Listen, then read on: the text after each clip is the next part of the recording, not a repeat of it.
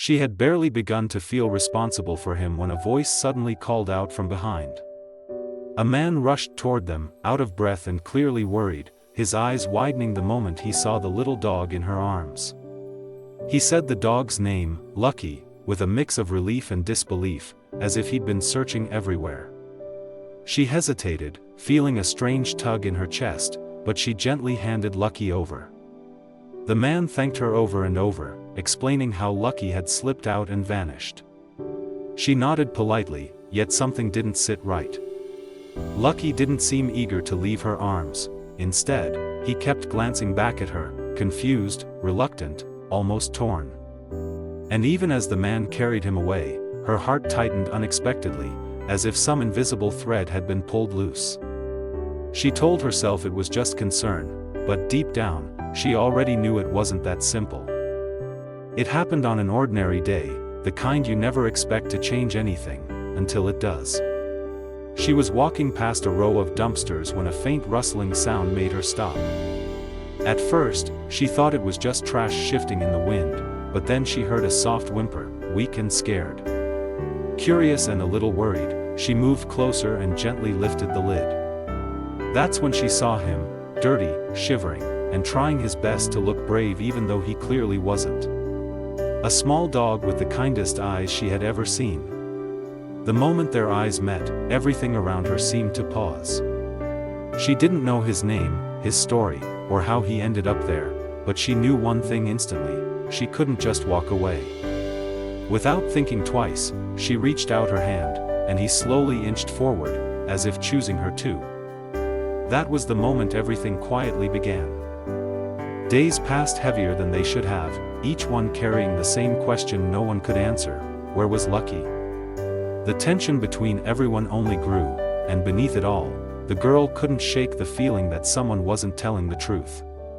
Then, piece by piece, small details began to surface, little things that didn't add up, until finally the truth pushed its way into the open.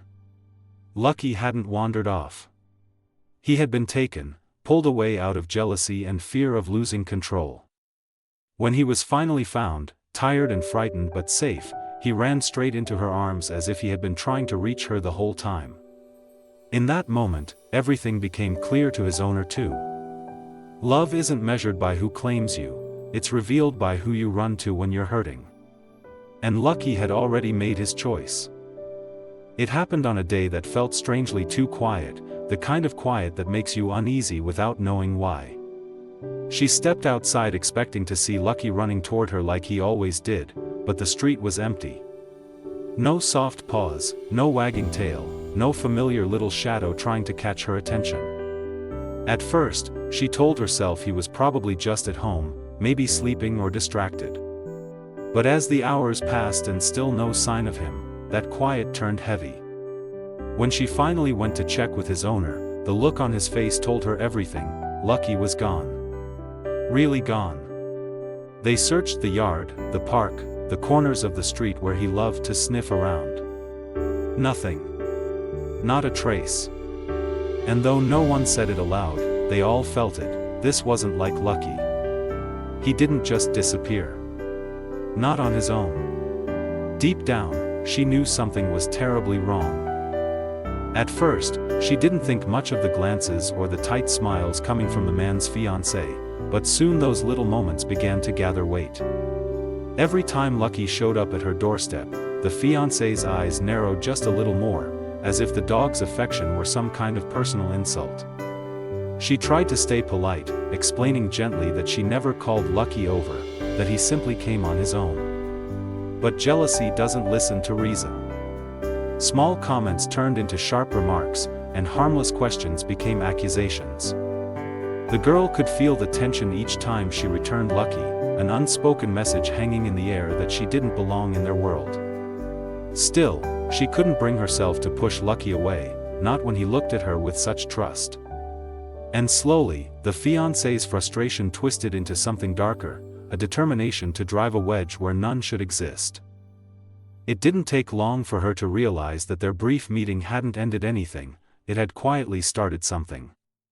The very next day, as she stepped outside, she spotted a familiar little figure trotting toward her with that same uncertain but hopeful look in his eyes. Lucky had somehow found his way back. She knelt down, surprised but not really shocked, because a part of her had felt he would. She walked him home again, telling herself it was just a coincidence. But when it happened a second time, and then a third, she knew this wasn't chance. Every time, Lucky chose her, leaving behind the comfort of his own home just to sit beside her for a few stolen moments.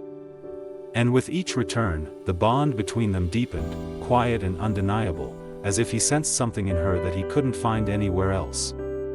It became clear he wasn't just visiting, he was coming back to where he felt he belonged.